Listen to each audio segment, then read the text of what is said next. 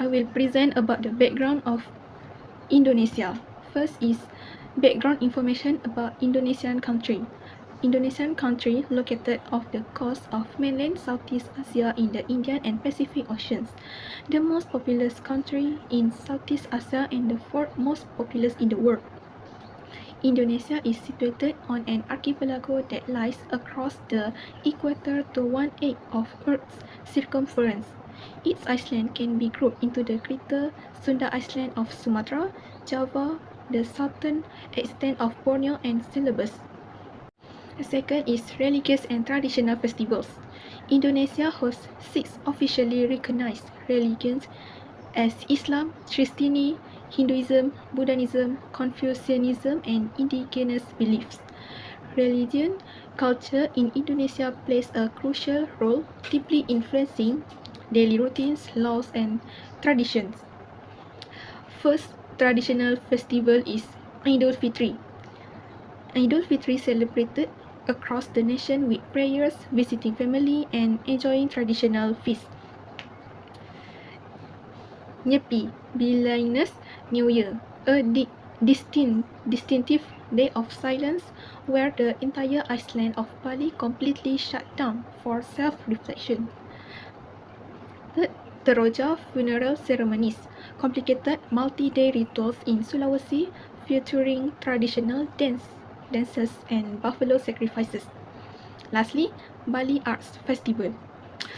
Bali Arts Festival, a month-long celebration showcasing Balinese dance, music, and arts exhibitions. Next is Indonesia language. Indonesia is a 20th century name for Malay, depending on how you define a language and how you count its number of speakers. Today, Malay Indonesian ranks around 6 or 7 in size among the world's language. With dialect variations, it is spoken by more than 200 million people in the modern states of Indonesia, Malaysia, Singapore, and Brunei. It is also an important vernacular in the southern provinces of Thailand, in East Timor, and among the Malay people of Australia's Cocos-Keeling Islands in the Indian Ocean. It is understood in parts of the Sulu area of the southern Philippines, and traces of it are to be found among people of Malay descent in Sri Lanka, South Africa, and other places. Indonesia economic issues. The recent protests in Indonesia underscore deep-seated economic frustration. Despite solid headline GDP growth in recent years, wages have been stagnant and the middle class has been shrinking. President Prabowo's expensive populist policies, including the free school meal program, are exacerbating these problems by crowding out infrastructure investment and reversing the progress made by his predecessor. Last but not least, unemployment of the Indonesian country. Indonesia's unemployment rate fell to 4.85 in Q3 2025 from 4.91% in the same period a year earlier, while the number of unemployment remained steady at around 7.46 million. Unemployment rose 1.31% to 146.45 million, driven mainly by gains in agriculture, accommodation, and manufacturing sectors. Meanwhile, the labor force participation rate edged down slightly to 70.59% from 70.63% in the same period last year. Now, I will explain about types of unemployment and the effects of unemployment in Indonesia. Firstly, frictional unemployment happens when people are temporarily unemployed while searching for a job or entering the labor market for the first time. In Indonesia, this commonly happens among the fresh graduates after they finish their studies. Even though jobs are available, graduates still need time to go through job searching, interviews, and selection process. As a result, they experience short-term unemployment while looking for a job that matches their skills. Next is technological unemployment. Technological unemployment occurs when technology replaces human labor. In Indonesia, many people now prefer to use mobile banking apps instead of visiting the bank branches. Because of this shift, the demand for labor decreased and some bank staff are no longer needed. This situation also creates a skill gap, especially for older and low-skilled workers whose experience becomes outdated. According to Sumantro 2022, technological development has a positive relationship with unemployment, especially when workers are not prepared for rapid technological change. The third type is structural unemployment. Structural unemployment happens due to a skill mismatch when the economy changes. In Indonesia, many people stop their education after upper secondary school, which means they have limited skills. However, as Indonesia develops its manufacturing and industrial sectors, the demand for high-level technical skills is increasing. This causes some workers to be left behind because their skills are no longer needed. For example, in Kalimantan, miners may lose their job as mining companies start using autonomous technology. This shows that workers need to learn new skills to stay relevant in evolving industry. The last type is seasonal unemployment. Indonesia has a tropical climate which causes certain jobs to depend on season. This mainly affects the agriculture, fishing, and tourism sectors. For example, farmers in Java may face unemployment during the non-harvest season. Fishermen are also unable to go to the sea during the monsoon season due to strong winds and big waves. Additionally, during peak rainy months, tourist areas such as Mount Bromo are often closed because of muddy trekking trails, leaving local guides temporarily unemployed. Now, I will explain the effects of unemployment in Indonesia. The first effect of unemployment is the decrease of GDP. When people are unemployed, fewer goods and services are produced in a year. This happens because available jobs do not match worker skill and factories cannot operate at full capacity. Unemployed individuals also spend less due to financial difficulties, which lead to lower consumption. Without strong consumption, economic growth slows down. According to Mulia 2024, even a 1% increase in unemployment can lead to a 2% decrease in GDP. Seasonal unemployment during monsoon periods also slow production in sectors like tourism and agriculture. The second effect is loss of self-esteem. Unemployment affects individuals psychologically, especially when it lasts for a long time. In Indonesia, many workers are the main providers for their family regardless the gender. So, not having a job causes stress and pressure. Without a stable income, individuals struggle to pay bills and support their family, which can lead to feelings of worthlessness. Fresh graduates may also experience skill atrophy, where their skill decline over time, making it harder to find employment. This psychological burden is one reason why many Indonesians choose to work abroad. Finally, unemployment also affects society. When large groups such as fresh graduates, farmers, or fishermen are unemployed, social instability increases. Many unemployed individuals become target of illegal online loans because they lack of fixed income and cannot access bank loans. Unemployment also widens the gap between high-skilled and low-skilled workers. As a result, many people migrate to major cities like Jakarta in search of jobs. This leads to overpopulation, intense job competition, and higher homelessness rate in urban areas. Okay, now we're going to move on to the next topic, which is public policy. So, for public policy, they are being used by Indonesia to overcome the unemployment issue. In public policy, we have two type of policy, which is the first one is fiscal policy and the second one is monetary policy. And of course, I'm going to present to you guys the first one, which is fiscal policy first. In fiscal policy, we have government expenditure and tax incentive. Okay, we start with government expenditure first. Government expenditure in Indonesia is used to stimulate economic activity and create job by injecting funds into public service, infrastructure, and direct assistance programs. For example, the Indonesian government has expanded cash social assistance, internship programs, and community job creation scheme, which directly increase household income and generate employment opportunities in construction, service, and small enterprise. Particularly following economic slowdown, this fiscal measure aim to strengthen domestic demand and encourage firms to maintain or increase hiring. Okay, now for the second one, which is tax incentive. Tax incentives are used by the Indonesian government to lower the cost of doing business and encourage enterprise expansion particularly for small and medium-sized enterprise. which are very major employer. According to our study, post-pandemic policy reports show that tax incentive and support service reduce operational burdens, allowing business to retain or hire more workers and support digital transformation. Okay, so let's move to the second slide.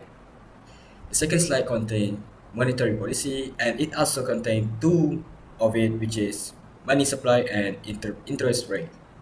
First, we're going to talk about the money supply. Monetary policy in Indonesia focus on increasing the money supply to stimulate economic activity, especially during periods of slow growth. Well, Bank Indonesia, BI, as the country's central bank, increase liquidity in the financial system through tools such as open market operation, lowering the receive requirement ratio, and providing liquidity facilities to banks.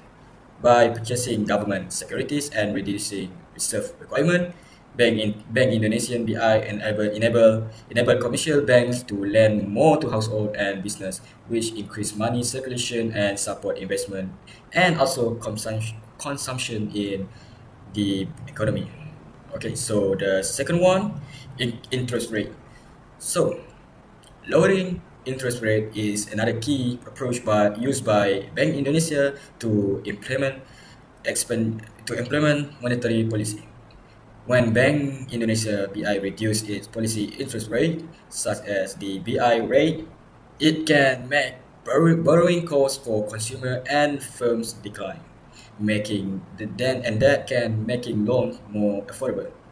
This encourages higher spending and investment while discouraging excessive saving, which can help increase aggregate demands and promote economic growth. Not to forget, lower interest rate also ease credit condition across the banking sector, reinforcing the stimulative impact of monetary policy on Indonesia economy. And I think that's all for public policy. Now we're going to move for the next topic or the next slide. Thank you. Today, I will explain how Indonesia address unemployment and workforce development through the main approach, providing training and technical education, opening more job opportunities, and promoting entrepreneurial opportunities. First, Indonesia develops human capital through technical and vocational education and training or TVET, including vocational schools such as SMK, training centers like BLK, and non-formal programs such as PKBM. These initiatives aim to address skills gaps, improve job readiness, and support economic growth. Vocational schools emphasize hands-on learning through workshops, laboratories, and real-world practice, while also strengthening collaboration with industries and providing job placement support. In addition, the government has established community training centers, known as BLK Komunitas, to expand access to training, bring skills development closer to communities, and prepare participants with skills that match local industry needs, especially for students from Islamic boarding schools, religious institutions, and surrounding communities. Second, Indonesia is opening more job opportunities through government programs, foreign investment, and the growth of the creative and digital economy. There is a high demand for digital, IT, leadership, and problem-solving skills. Domestically, programs such as the Red and White Cooperative, fisheries revitalization, and plantation replanting projects have created millions of job opportunities across various sectors.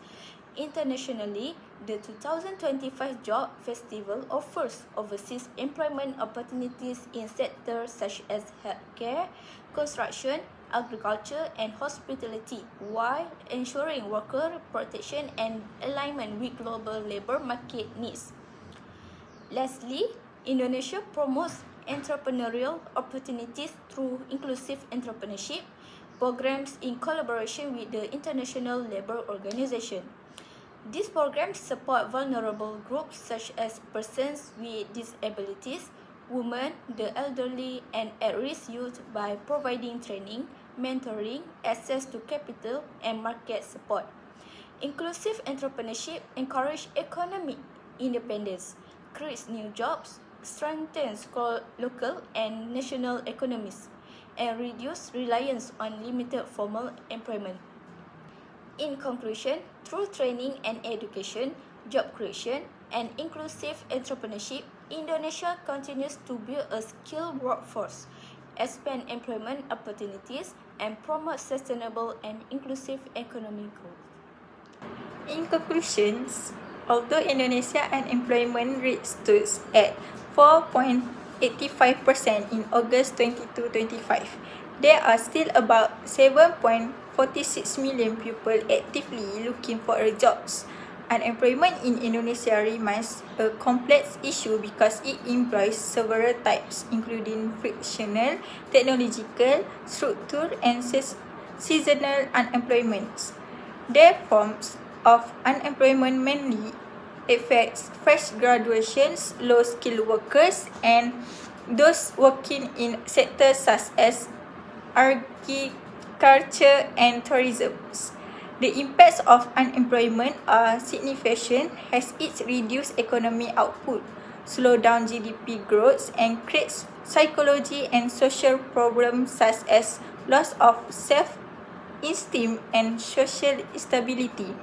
To address this issue, the Indonesia government has implemented both fiscal and monetary policies. Fiscal policies include increased government expenditure on infrastructure and tax incentive for SME, while monetary policy focus on lowering interest rates and providing liquidity support to encourage investment and job creations. In the long term, strengthening skill development through technical and vocational education such as SMK and BLK communities is essential to reduce skill minimus. In addition, expanding jobs opportunities, the promotion inclusive entrepreneurships help create a more resilient labour market. Overall, a combination of effective public policy and workforce readiness is a key achievement sustainable employment growth in Indonesia.